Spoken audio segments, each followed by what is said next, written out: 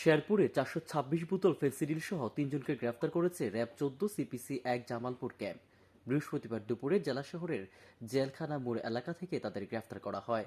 উদ্ধারকৃত মাদকের আনুমানিক মূল্য প্রায় 4.25 লাখ টাকা। RAB 14 company commander major Mohammad Abdur Razzak বলেন, শেরপুরের ভিতর দিয়ে ব্যাগে ভরে মাদক পাচার হচ্ছে এমন সংবাদের ভিত্তিতে অভিযান চালায় র্যাব 14।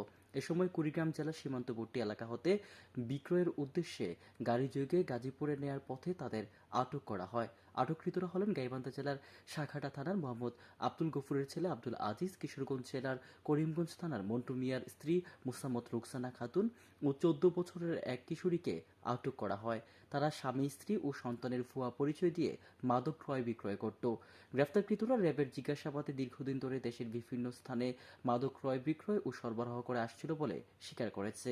তাদের বিরুদ্ধে মাদক আইনে শেরপুর সদর থানায় মামলা দায়ের করা হয়েছে।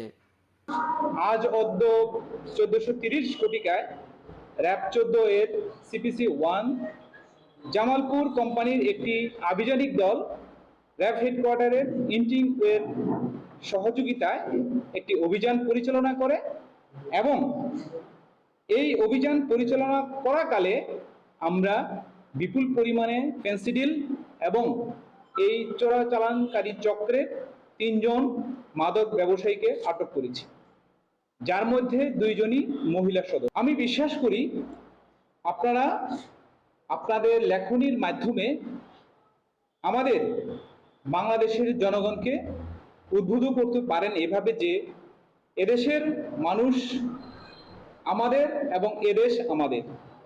এই যুব সমাজকে ধ্বংসের হাত থেকে রক্ষা করতে হবে আমাদেরকেই। শেরপুর থেকে শামসুল হকের রিপোর্ট, আমার বার্তা ডিজিটাল।